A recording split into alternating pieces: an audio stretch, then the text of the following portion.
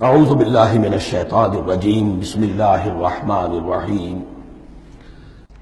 سابقہ امت مسلمہ بنی اسرائیل، ان کے ساتھ خطاب کا سلسلہ سورہ بقرہ میں 5ویں رکوع سے شروع ہوا اور 15ویں رکوع کے آغاز تک چلے گا۔ یہ 10 رکوع ہے۔ عرض کر چکا ہوں بار بار، اور اس کو میں چاہتا ہوں آپ اچھی طرح ذہن نشین کر لیں کہ اس میں سے پہلا رکوع جو ہے وہ دعوت کا ہے، وہ بہت فیصلہ کن ہے۔ یہی وجہ ہے کہ دیکھیے اس رکوع کا آغاز ہوا یا بنی اسرائیل اذکروا نعمتی التی انعمت علیکم واوفوا بعہدی اوف بعہدکم وایای فارہبون، اور خود بخود ظاہر ہو رہا ہے اسلوب کلام سے کہ اگلے رکوع سے بات کا رنگ بدل گیا ہے۔ یا بنی اسرائیل اذکروا نعمتی التی انعمت علیکم وانی فضلتکم علی العالمین واتقوا یوما لا تجزی نفس عن نفس شیئا ولا يقبل منها شفاعة ولا يؤخذ منها عدل ولا هم ينصرون۔ یہ تہدید کا انداز ہے، دھمکی کا انداز ہے۔ تو میں نے عرض کیا تھا کہ 5واں رکوع اس خطاب میں بمنزلہ فاتحہ ہے، بہت اہم ہے، اور بقیہ جو 9 رکوع ہیں ان میں بریکٹ کا انداز ہے کہ 2 آیتوں سے بریکٹ شروع ہوتی ہے، انہی 2 آیتوں پر بریکٹ ختم ہوگی۔ یہ ملامت کا خطاب ہے، اور ان کے خلاف ایک مفصل فرد قرارداد جرم جو ہے وارد کی گئی ہے، جس کے نتیجے میں وہ اس منصب سے معزول کر دیے گئے جس پر 2000 برس سے فائز تھے، اور ان کی جگہ پر اب امت محمد، نئی امت مسلمہ علی صاحب الصلاۃ والسلام، اب اس کا نصب، اس کی انسٹالیشن، اور اس کی انسٹالیشن سیریمنی کے طور پر تحویل قبلہ کا معاملہ۔ یہ ربط کلام اگر سامنے نہ رہے تو انسان کھو جاتا ہے قرآن مجید کی طویل صورتوں کو پڑھتے ہوئے کہ بات کہاں سے چلی تھی، کدھر جا رہی ہے، کیا ربط ہے، کیا تعلق ہے، سیاق کلام کیا ہے۔ اس کو میں اس لیے بار بار، حالانکہ مجھے معلوم ہے کہ وقت کم ہے، لیکن میں اس چیز کو زیادہ اہمیت دے رہا ہوں۔ اب ان 9 رکوعوں کے مضامین میں کچھ تو واقعات ہیں، تم نے یہ کیا، تم نے یہ کیا، تم نے یہ کیا، ظاہر بات ہے ترجمہ تو کرنا ہوگا، کچھ مختصر وضاحت بھی کرنی ہوگی، لیکن ان کے تفصیل میں جانے کی ضرورت نہیں ہے۔ لیکن آپ نے دیکھا کہ کچھ واقعات کے بعد پھر کچھ ایسے یونیورسل ٹروتھس بیان ہوئے ہیں، ایسے عظیم حقائق کہ جو ابدی حقائق ہیں، ان کا کسی وقت سے، کسی قوم سے، کسی خاص گروہ سے تعلق نہیں، وہ تو اصول ہیں، سنت اللہ ہم انہیں کہہ سکتے ہیں، یہ اللہ کے جو عام قوانین ہیں، قواعد ہیں اس کائنات میں۔ ایک تو قوانین ہے طبعیہ، فزیکل لاز، ایک مورل لاز ہے کہ جو اس دنیا میں اللہ تعالیٰ کی طرف سے کار فرما ہے۔ تو جہاں وہ مورل لاز آتے ہیں، جنہیں آپ کہا کرتے تھے جب بچپن میں کہانی پڑھی اور کہانی کے بعد لکھا اس کا مورل لیسن کیا ہے، اس کہانی سے سبق کیا حاصل ہوا، تو تھوڑے تھوڑے وقفے کے بعد وہ آیات آتی ہیں کہ جو اس کو کہ اس سلسلہ کلام کے اندر یہ انتہائی اہمیت کی حامل ہے، اس لیے کہ وہ یونیورسل اہمیت کی حامل ہیں، اور ان میں در حقیقت ایک رہنمائی پوشیدہ ہے موجودہ امت مسلمہ کے لیے۔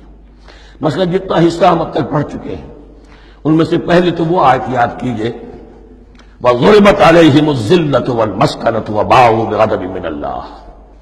معلوم ہوا کہ ایسا ہو سکتا ہے کہ ایک امت مسلمان ہو، اس پر اللہ کے بڑے فضل ہوئے ہوں، بڑا اکرام ہوا ہو، بہت انعام ہوا ہو، پھر وہ اپنی بے عملی یا بد عملی کے باعث اللہ تعالیٰ کے غضب کی مستحق ہو جائے اور ذلت اور مسکنت اس پر تھوپ دی جائے۔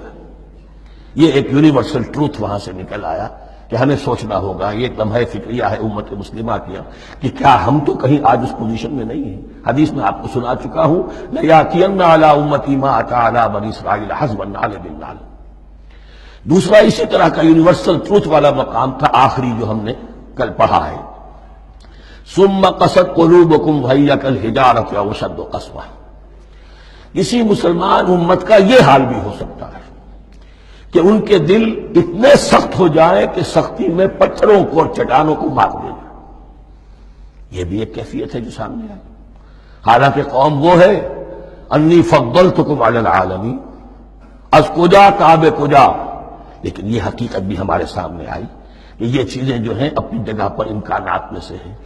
البتہ یہاں ایک بات میں عرض کر دوں کہ اس قساوت قلبی میں پوری امت برابر مسلط جو ہے مبتلا نہیں ہوا کرتی، اس میں امت کے جو قائدین ہوتے ہیں اور امت مسلمہ کے قائدین اس کے علماء ہوتے ہیں، سب سے زیادہ شدت کے ساتھ یہ خرابی ان میں آتی ہے۔ اس لیے کہ باقی لوگ تو پیروکار ہیں، پیچھے چلتے ہیں، وہ اعتماد کرتے ہیں کہ یہ ہے اللہ کی کتاب کے پڑھنے والے، یہ ہے تورات کے حامل، یہ جانتے ہیں، وہ ان کے پیچھے پیچھے چل رہے ہوتے ہیں۔ لیکن جو لوگ جان بوجھ کر اللہ کی کتاب میں تحریف کر رہے ہوں، انہیں تو پتا ہے ہم کیا کر رہے ہیں۔ جو لوگ جان بوجھ کر حق کو پہچان کر اس کا انکار کر رہے ہیں، انہیں تو پتا ہے کہ ہم کیا کر رہے ہیں۔ در حقیقت یہ سزا ان پر آتی ہے۔ یہ بات اب ان آیات میں جو آج ہم پڑھنے چلے ہیں بہت زیادہ واضح ہو جائے گی انشاءاللہ۔ فرمایا افتطمعون ان یؤمنوا لکم، تو اے مسلمانوں کیا تم یہ توقع رکھتے ہو کہ یہ ایمان لے آئیں گے تم پر، تمہاری بات مان لیں گے؟ ظاہر بات ہے مسلمانوں کو توقع تھی کہ مشرکین مکہ تو بہت دور تھے دین سے، توحید سے دور، رسالت کا کوئی تصور ہی نہیں، کتاب تو ان کے پاس تھی ہی نہیں۔ یہ تو یہود ہیں اور ان کے پاس تو کتاب رہی ہے، یہ موسیٰ کے ماننے والے ہیں، یہ توحید کے علم بردار ہیں، یہ آخرت کا بھی اقرار کرتے ہیں، تو انہوں جھٹپٹ مان لینا چاہیے۔ تو جو مسلمانوں کے دل میں، عام مسلمانوں کے دل میں جو حسن ظن تھا، اب در حقیقت یہ اس کو ایڈریس کیا جا رہا ہے۔ افتطمعون ان یؤمنوا لکم، تمہیں بڑی طمع ہے، کوشش ہے، تمہاری خواہش ہے، آرزو ہے، تمنا ہے، توقع ہے کہ یہ بات مان لے گے تمہاری۔ وَقَدْ كَانَ فَرِيقٌ مِّنْهُمْ يَسْمَعُونَ كَلَامَ اللَّهِ ثُمَّ يُحَرِّفُونَهُ مِن بَعْدِ مَا عَقَلُوهُ وَهُمْ يَعْلَمُونَ، جبکہ حال یہ ہے کہ ان میں سے ایک جماعت، ایک گروہ وہ بھی ہے کہ جو اللہ کے کلام کو سن کر پھر اس میں تحریف کرتا رہا ہے، اس کے بعد کہ اس کو سمجھ لیتا تھا اور اچھے جان بوجھ کر تحریف کرتا تھا۔ اب ظاہر بات وہ گروہ کون ہوں گے؟ علماء ہی تو ہیں۔ عام آدمی تو تحریف نہیں کر سکتا تھا، تحریف کرنے والے تو علماء تھے۔ افتؤمنون ان یؤمنوا لکم وقد کان فریق منهم یسمعون کلام اللہ ثم یحرفونہ من بعد ما عقلوہ وهم یعلمون واذا لقوا الذین آمنوا قالوا آمنا۔ اب دیکھیے ایک بات بڑی عجیب سامنے آئے گی کہ جس طرح منافقین مسلمانوں میں تھے، ایسے ہی منافقین یہود میں بھی تھے۔ یہود میں سے کچھ لوگ ایسے تھے کہ جن پر حق جب منکشف ہو گیا، اور کچھ ان کی صالح فطرت بھی تھی، اب وہ آنا چاہتے تھے اسلام کی طرف، لیکن اپنے خاندان کو، گھر والوں کو، اپنے کاروبار کو، اپنے قبیلے کو چھوڑنا بھی ممکن نہیں تھا، اور قبیلوں کی سرداری جو ہے وہ ان کے علماء یہود کے پاس ہے۔ تو دل ان کے کچھ صاف ساتھ آ چکے تھے اہل ایمان کے، اور جب وہ اہل ایمان سے ملتے تھے تو کبھی کبھی باتیں بھی بتا دیں، ہاں یہ بات جو محمد کہہ رہے یہ تورات میں لکھی ہوئی تھی، واقعی یہ بات یوں ہی تھی۔ اب اس کے بعد جب وہ جاتے تھے اپنے شیاطین کے پاس، وہی شیاطین ان کے علماء، ان کے بڑے سرکردہ لوگ، تو وہ جا کر انہیں ڈانٹ ڈپٹ کرتے تھے، بے وقوفو یہ کیا کر رہے ہیں تم، یہ بات بتا رہے ہو انہیں تاکہ اللہ کے ہاں جا کر وہ تم پر حجت قائم کرے کہ انہیں پتا تھا اور پھر بھی انہوں نے نہیں مانا۔ اب یہ ان کا آپس کا مکالمہ ہو رہا ہے۔ وَإِذَا لَقُوا الَّذِينَ آمَنُوا قَالُوا آمَنَّا، اور ان میں سے کچھ لوگ ہیں کہ جب ملتے ہیں اہل ایمان سے تو وہ کہتے ہیں ہم ایمان لے آئے۔